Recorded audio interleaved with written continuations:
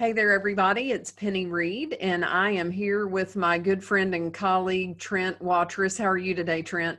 Great, Penny. How are you today? Well, hey, I'm doing as well as can be expected with all of the craziness going on, known as COVID-19. It's like waking up every day in the twilight zone. Yeah, I understand. I don't know whether to call this the COVID-19 or the virus, The, but I vi- think everybody yeah. knows what we're talking about. Oh, it's just crazy. It's crazy. So, Yeah, Trent has been the primary collaborator with me on a blog that we at Dental Coaching Institute started called dentalpracticerecovery.com. And so mhm. we're pulling together content for that. Most of you probably know I'm a dental practice management coach and speaker. Trent, why don't you tell them a little bit about what you do, and then we'll get started on the topic for this session. Great. Penny, I'm a dental CPA. Our firm focuses on the dental industry, and dentistry is all that I do. So we help folks from A to Z in whatever role they need, but it's primarily based from the eyes of a dental CPA. Gotcha. Gotcha. And we're both in Tennessee, in Yeah. case any of you are having trouble understanding us. If you speak Southern, you're in great shape. So sorry, thought I'd throw a little humor in there. Well, I'll let you know I'm English second language, Southern's first. Okay, I love it. I love it. So many of you that are listening likely filled out a survey that we sent out to assess what was weighing the most on your mind during this time, primarily as a dental practice owner, which anyone's welcome to listen to this, but this is going to be geared toward practice owners and Yeah. spouses. And so the top item, which of course we can't do it without them, is how do I pay my team? You know, what do I need to do? How do I navigate through this? So, Trent, this is more on your side from the standpoint of what the different decisions are that they need to make. So I'm going to pass the ball to you, and of course Okay. you can ask me to chime in, and I may ask some follow-up questions along the way. Great. Well, that is certainly one. I think the survey the survey is a great indicator of what we're seeing with both of our clients, and this is really a primary point of concern, Penny, for sure. It's a big decision tree, and it's a tough decision tree to work through. I think the things that we want our clients to focus on is preservation of the team and cash flow. So knowing how much of a liquid reserve you have is going to really dictate how long you can take care of that team. Primarily, we're encouraging folks right now to tell their team, go ahead and get unemployment. And unemployment varies by state, and it can be different amounts, and it can be a sliding scale, or it can be a fixed formula. It just depends.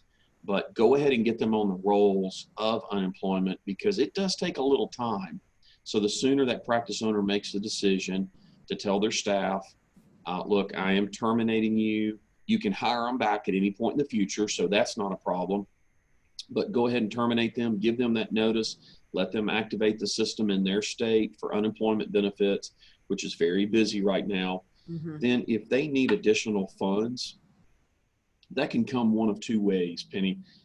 We've had clients who have said, I'm going to loan additional dollars to my team, and then they can repay that as we add days of production after the crisis passes. Mm-hmm.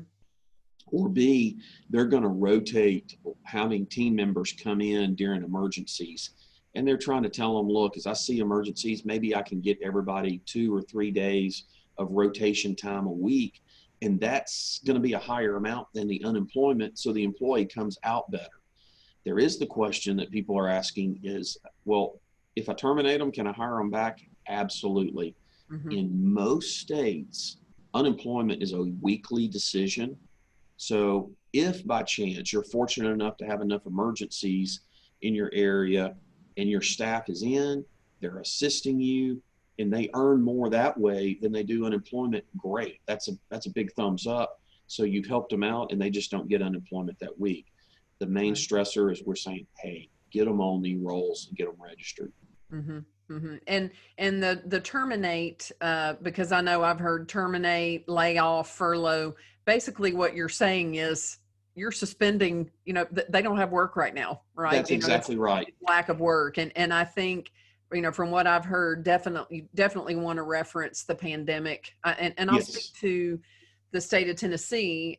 I know there is a form, and from what I'm hearing in other states, they don't have that, right? And these websites are so bogged down. I've even heard a lot of people say you may as well just stay up late at night and try to Yeah, get on it yeah. because they're overloaded. But to go ahead and get that in there, and I actually learned from you when we were talking the other day, may have even been yesterday. The days are starting to run together. Mm, That I didn't realize. I think it's good to know that if the team does want to rotate to come in, yeah. they can be. You can't double dip, right? Because you're Mhm. getting those Right. confirmations. They're going to, the government's going to find out about the income. Mhm. But there are things in addition to seeing emergency patients, depending on who is handling the posting of payments Yeah. that might be coming in from patients, from the insurance companies Right. doing the reconciling, which I don't know. It doesn't make sense to do a daily posting, but I would think a couple of times a week, and also having someone follow up on those claims, Yes. be sure statements are being sent out. So that is something that you could also have them do Mhm. in the interim. But I don't anticipate, as locked down as most states are, that are going to be many people coming in on much of a rotation that would be a whole lot of hours. That's right. I think it depends on the practice and the kind of dentistry that they do and how many emergencies and things. Mm-hmm. Hopefully there'll be enough. And as a client raised yesterday, they said we hope to have enough of the personal protection equipment to see Mm-hmm. emergencies throughout the week. And I didn't think of that challenge till they commented on it. Oh So yeah. I think it can vary, but yeah, hey, get them out there, get them registered, and hopefully this will pass. But it'll take Absolutely. them a little time to get on those rolls. Could you speak to, let's say, because I know there is a percentage of clients out there that we both have that do have those reserves and Mm-hmm. are choosing to pay the sick pay. I mean, I know from what I'm hearing, right, there are certain circumstances where, you can pay sick pay if they are sick, right? If Mm-hmm. they're having to take Absolutely. care of someone that is sick with this virus, or they're taking care of kids. So for those that may not have already been overly inundated Yeah. with that information, let's say that they do have the reserves. If you could speak to that, and then also what to do if employees are wanting to take vacation pay. Great. Let's start out with the vacation pay. So you can't mandate that a team member take vacation pay that's accrued, but many are opting to right now. So like here in Tennessee, with our shutdown going in effect for just emergencies only yesterday, I anticipate a lot of employees asking their practice owners, can I take 3 or 4 days of PTO this week to Mm-hmm. get me through the week, depending on how their pay cycle runs. So with last week's earnings being paid out in the next week or two as payroll cycles, that'll help the employee have some cash flow. Then Mm-hmm. they may take a little PTO time. And depending on how long this lasts, that might carry them through. But if not, the bill that was passed last week, the Families First Coronavirus Response Act, does provide some benefits in there. So if you've got an employee who is taking care of a family member, is sick themselves, there are benefits in that package that the owner will pay to the employee Mm-hmm. and then take that as a credit on their next payroll tax return. That's the overarching principle there. We're all excited to get more regs this week from the Secretary of the Treasury, Department of Labor about exactly how is that defined. But there is a benefit, but it won't fully kick in for about 2 weeks approximately, and that's when employees can take it. So there's more to come. Okay. But for those who are suffering with the virus, doctor recommends they've been exposed and stay home. There will be some benefits in time that can be distributed. Until then, let them use that PTO. They've accrued it. Let them use some of that sick time that they've accrued, and that'll carry them through on their personal cash flow. And if you could, and hey, feel free at any time, not that this is a game show, but if you Mhm. would say, hey, Penny, I'd like to pass, like we might need to defer to another expert outside of me and you. Mhm.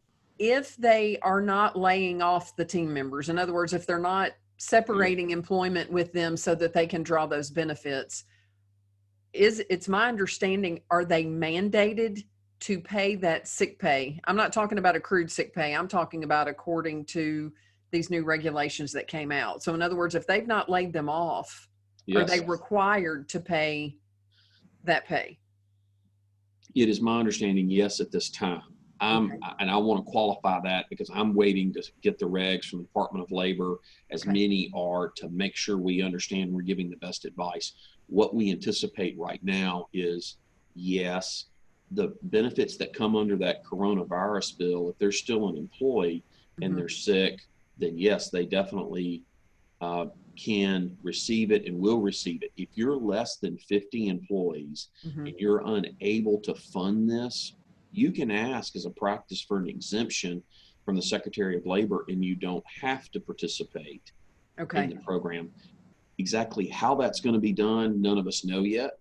All right. So more to And come that's on a that. federal, that would be a Mm-hmm. federal thing. Okay. Because Exactly. that was one thing that I was looking at, is, all right, what about the exemption, Right. for the businesses that have 50 or less Mm-hmm. team members? So, And hopefully before the week's over, Penny, we'll all know more about that, and we can certainly circle back and be a okay. better source of information on it. Sure. And I think that's probably from the consulting, putting both of us in, even though we have very different things that we do, been one of the biggest frustrations that I've had, and I'm sure you've had too, is, okay, we're used to being the ones to know exactly what to tell you to do, Mm-hmm.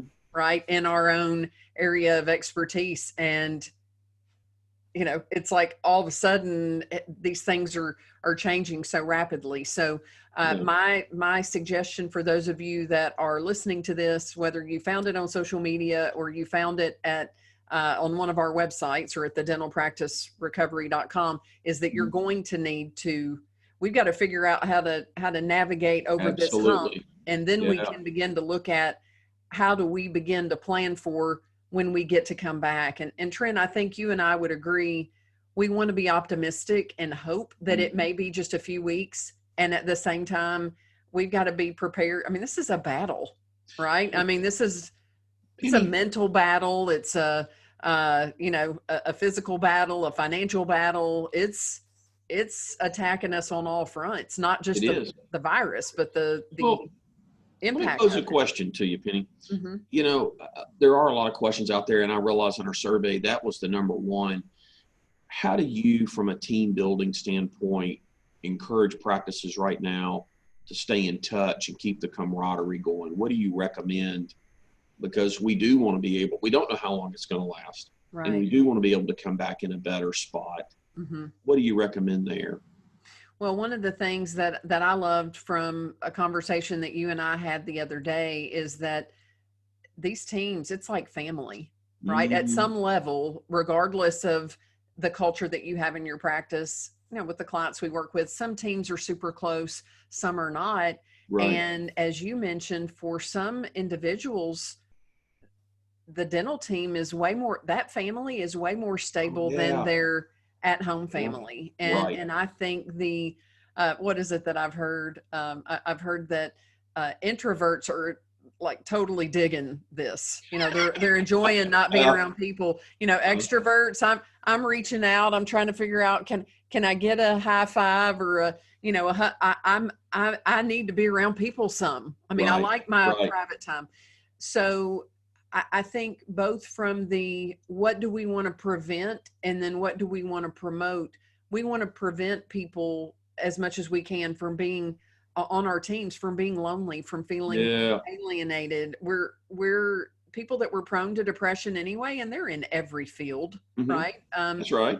They're going to be even more prone to that. So if we think about our family, and hopefully we like our family, right? Or we've got family, right? Friends that are like family, and we're reaching out and leaning on them as leaders. And whether you feel like a leader or not, if you're a dental practice owner, they're looking to you. Absolutely. They're looking to you, and more than likely, if you have a spouse or partner, they're looking to the both of you for some of that certainty to say, we don't know what this is going to look like. Yeah. We're doing everything that we can to be sure that we've got a sustainable practice. No practice could have prepared for all of this, right? No. I mean, you might have a tornado or a flood or a fire or something that hits a practice, right? And you weather that storm. This has impacted everybody. And the only businesses that are booming right now, right, are primarily the ones that are selling groceries, maybe Mhm. the liquor stores. I don't know. I'm wondering what's going to happen if they decide that that is not an essential business. Well, I've heard of some liquor stores doing curbside service now. They'll bring it It out to doesn't, you. yeah. I'm thinking, hey, that, and I've had one of my clients joked. He said, "Yeah, I should have bought that piece of property across the street a few years ago, and I was Mhm. really trying to spread myself out evenly as far as resources." But Right. on a more serious note, ways to interact, and I'm working on a blog post to go into more detail about Mhm. this. I realize a lot of dentists are tech savvy. If they're not, more than likely their spouse is, or they're being quarantined with someone that is. Right. Now is the time to go and download something if it doesn't break during all of this, because we're recording this on Zoom. Mhm. Zoom.us, that app. There's also a smartphone version. It's free. Right. And one of the things that I'm recommending is at least once a week, more than a text. Text messages can be misconstrued, right? Because you've just got words. Well, with communication, you've got 50, over half of it's body language, Oh, right? that's right. Got That's right. over a third of it is tone of voice. They need to be able to see you, hear you. They may even, get creative as a team, and you don't make it mandatory, but say, all right, we're going to have a hangout. Yeah. It could be a Google hangout, right? Or Yeah. most Great everybody knows idea. we're going to have a hangout, and we have, I'm going to be working on lists of things to do, but what's the craziest thing that you've cooked this week because you couldn't get all the ingredients for what you normally have? Right. For those of you that are now finding yourself homeschooling your children, and never in a million years would you have done that, what's been the craziest thing to happen in homeschool? Yeah. What's been the most fun game that you've played? And I've even in my mind tried to figure out, how could you play, I don't know, Pictionary or something like that, but it could be a happy hour, right? Yeah. Bring your wine, your Diet Dr. Pepper, your water, have a something to come together, and then be able to say, hey, we don't know anything yet. We'll Right. update you. Um, Not that a group text is bad. I don't know how you feel about group text. After like the 17th time that my phone buzzes, it's kind of easy for me to tune out. That's right. That's right. So I think definitely reach out to them as individuals as well. Yeah. And there can be a time, what kind of culture, regardless of what you had, like you may have some work to do. Right. I've heard of Right. some that are not engaging with their team at all. They never did. Well, they're not going to come back to No. a very supportive workforce. No. Some of these people may have been scooped up and now working for Amazon's opening new Great point. businesses, the grocery stores. Yeah. And so, we don't want to be fearful about it, but think about as much as we can. And I know you and I both talked about a couple of books that were meaningful to us Yeah. during a time like this, but think about what we want to build and come back to. And if we've ever felt sorry for ourselves, say if you feel depressed, and I don't mean clinically depressed, but if you feel down, That's or, right. or if you're sad, one of the best things you can do is look for somebody to help. And I would love Absolutely. for you to share about the book that you mentioned, Well, because that's on my list now. back at Christmas, my daughter gave me a book called Tap Code by a retired colonel, and I think he was the sixth prisoner in the Hanoi Hilton in Vietnam. He spent just shy of 8 years in captivity there as a POW. And the book is an amazing read about what happened during that period of time. The people who survived the camp, Mhm. and then unfortunately some of those who didn't survive. But one of the common traits was the leadership taking care of each other, and how they stayed in touch with this tap code, and what they did, and how when somebody new was placed into the prison, all the things they learned from them about what's going on back at home and how much that meant to them. And the book is written a very interesting way. It's the author and his wife, so the chapters rotate what was going on at home. And she wrote there's well over 100 letters while he was a prisoner. He Wow. got two. Wow. And so she never knew he wasn't getting them, but some of his letters made it home. And it's just all about teams and leadership. And I think it mirrors right now what we're seeing. And that's people need to hear from each other. Leaders need to step up, be proactive, and take care of this team. So like you said, when we emerge from this, the culture is strong. It'll take us to the next level. So it's who we are today is going to define who we become tomorrow after this virus passes its way and life moves on. Yeah. Yeah. Well, and again, we know this isn't easy, right? It's not Right. easy on any of us. And as a business owner, right? And I think especially for business owners in healthcare, right? Because you've not only, these are not customers, right? These are lives that you're helping take care of, and you're trying to manage. And we're going to have another session primarily on the cash flow piece, but you're trying to manage all of these things. And you're Right. probably thinking, Trent and Penny, are you kidding me? And now you're saying, lead the team. Well, you know what? I think it really starts from the place of sincere caring and Yes. finding the things Right. that you appreciate about them. That's Right. right. Yeah. And so the book is Tap Code, and I think the author, I'm trying to remember, I thought I wrote it down. Is it Harris? okay? Carlisle Harris. Carlisle Harris is the author, and I saw it's on Amazon. 252 5-star. Yeah, reviews. it's a good read. I understand the gentleman lives in Tupelo, Mississippi. How about he speaks Southern like us? Yeah. Yeah. And it talks a whole lot in the book humorously about his wife moving there while he's a POW. She has to relocate stuff, but they live there. He's in retirement, and apparently it's just a good citizen in the community and very involved and a nice guy all around. So That is good awesome. read. That's awesome. And so a book that I have shared on a couple of other webinars, and I have a prop, Peaks and Valleys. And so most of you probably remember Spencer Johnson, co-author of the 1 Minute Manager, thinnest book ever, right? That was like the shortest management read ever. He was most known for his book, Who Moved My Cheese?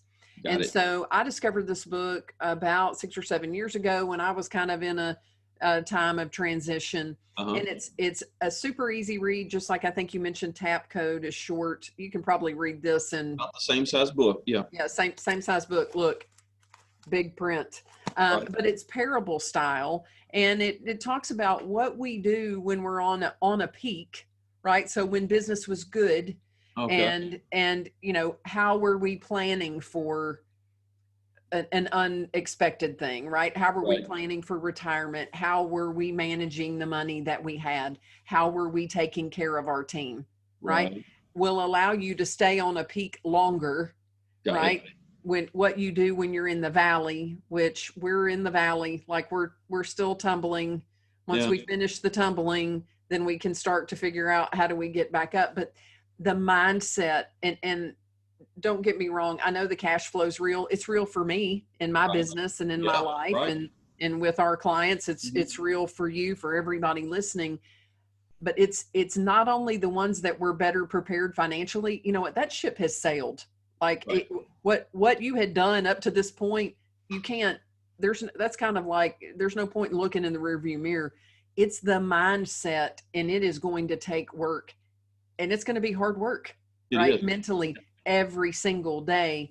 These will be the ones that rebound better, and I agree. Now is a time where we need each other more than ever. So even if you're frustrated, you know, I'm frustrated with the government. I think we're all, no matter what side we're on, it's like, okay, because we want somebody to fix it, right? Even if you're frustrated with the ADA, you know what? I would still say reach out to your local dental societies are filled with people that have the same challenges. That's right. That you have, right? The team will solve it, you know. Yeah. So if you're a social media person, and I would say stay out of the groups that are negative. And when you're feeling negative, and maybe this might even be something, if you do a Zoom or a Facebook private group for your team, you know what, let's keep the conversation positive. But you know what, if we need to cry, let's cry. And for every bad thing that's happening, let's come up with 2 blessings, even if they're little. Well, you know, Penny, one of the things I told some clients yesterday, I said, I don't know of a better time than right now to express some gratitude. Find something in everybody when you check in on them that you can say, hey, by the way, I want to thank you for, and let people know because they need to hear it. It's also, there's always a good day to express gratitude. There's always time in the day for that. So. Absolutely. If we could go back to from the mindset piece and the relational piece to something that you and I talked about, because I know we want to do our best to take care of our teams. For some practices, the team members have 401ks. Okay. Right. That they are, some sort of profit sharing that they've been investing in. Could you speak to when there may be options for them to, as individuals, would it be advisable for the team members to draw money out of that or to take loans? Is that a possibility? That is a possibility. So Penny, that is on a team by team basis, or a practice by practice retirement fund decision. So each fund, each 401k has a document that governs what's allowed. And that document may indicate that they can take loans against their 401k accounts in times of emergency. And generally, they need to approach the business owner, who's also the trustee for the plan, and they can define that. But there is that option available. If they get to the point that they need critical additional funds, then the 401k is a loan. If you take a withdrawal, that could be taxable right now, and you don't want to do that. So, but they can. And also with some of them, it might be taxed and a penalty, right? It could be, yes, yes. Be. That's a sticky wicket there. So the answer to that question then would be, and for those of the people tuning in that are your clients, right, they would get with your firm, but get with whomever manages your 401k. That's right. To find out what the facts are and if that is doable. One other area that I wanted to touch on, and this may even be something where we say, okay, here's who you would want to check with on this. What about, I know many dental practices, because of the cost, do not provide any health benefits to their teams. Okay. Right? But some do. Yes. Those premiums still have to be paid. Yes. What are your thoughts, or what are the direction regarding what to do? What are the options? Great question. So for those practices that do provide health insurance, let's look at both sides of the fence. Okay. The first side would be that employee who says, I'm terminated. Do I still have benefits, or does COBRA kick in?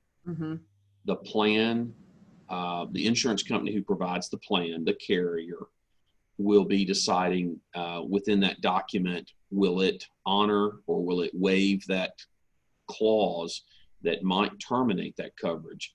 The person to answer that is the health insurance carrier. Okay, good. That was what I thought. So that's good to know. My hope is that we're all looking at a 2 or 3 week event, and then everyone is rehired, and it just picks back up. So that first side is for the employee, look to the health insurance carrier, and they'll tell you whether or not your coverage continues. Okay. Now let's go to the employer side. I think for that employer, it's critically important that you make those premiums, premium payments. So getting out in front of that cash flow and knowing this is a vital obligation that you have. I would contact some of my other creditors first and say, I need to forego a payment, skip a payment, defer a payment, so that I can keep these insurance benefits in place because my team is counting on it. Gotcha. Yeah, I think I agree with you, and that's good to know.